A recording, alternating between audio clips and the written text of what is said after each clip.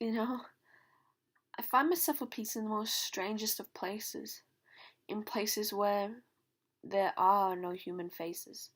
They might be at the beach, in a field, or even by the park, but I find closure when it all falls apart. As that is where the monsters tend to hide, that roam in the dark and find multiple ways to fiddle with the strings of my heart.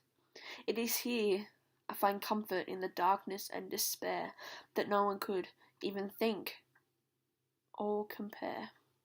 It's here in the obscurity I find serenity, even when the demons fool with my identity. If it were to ease your mind steadily, just picture a calm and heavenly sea, the waves so smooth in the vicinity that one splash of water disturbs the pleasantry. But slowly and surely, the waves start to grow and grow and grow and grow until they all start to lose control. The unpredictableness of the ocean is overthrown, along with the storm that just won't go. But in this rage of anger and unbalance, there is a dwindle of satisfaction. The crashing of the waves and the bolts of lightning are just metaphors of my brain. Isn't that frightening? But the turmoil is not uncomfortable, no. But what's rather in the waves that started it all. The slow build of animosity, dismay, melancholy sorrow is what paralyzes me most of all. Not the growing storm and the hurricane that it is, but how and where it all came from. I find peace in this part, as the things that begun it came straight from the heart.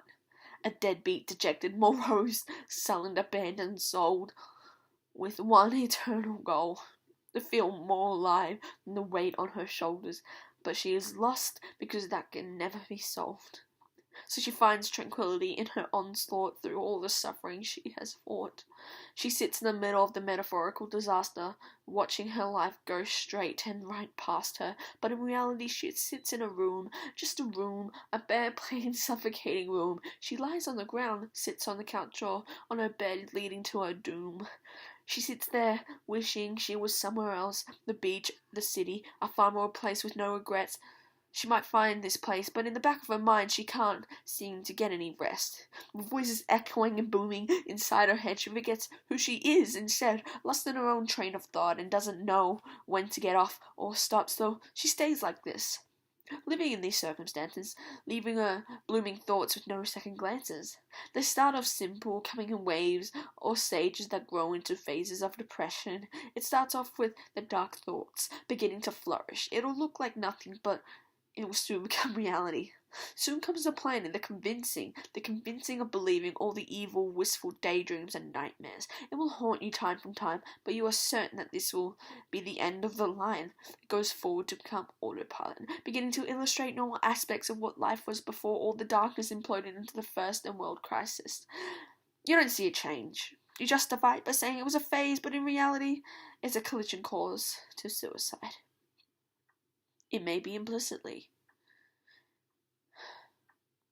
meaning that you don't check before crossing the road, don't put your seatbelt on, don't check dates on food, exhaust yourself too much by pushing yourself to your collapse, or being reckless hoping your life will subside. You aren't too fussed to see if you die, but you don't have the effort to, so you start being careless and reckless, and hopefully will lead to you being hit by a bus. Or it's explicitly by tying a rope, popping pills, or anything that will give you the opportunity to be lying dead on the ground with no fuss. But in all, that would be the time you feel the most alive in a while, and in those last few moments you smiled. It's these thoughts, these moments I have on a daily, thinking about how I find peace in the strangest of places. It's in these reflections and speculations and understandings that I find who I am truly. Through gloomy days and bleak ones, it defines my true beauty. The dark, twisted, and pessimistic girl with the tortured soul. But if I'm being honest, This is what makes me whole. I find peace in these thoughts, knowing as this is who I am. This is what I've become, and I'm not ashamed, because I'm the one to blame. I find myself at peace in the most strangest of places, in places where there are no human faces. It might be at the beach, in a field, or even by the park, but I find closure when it all falls apart.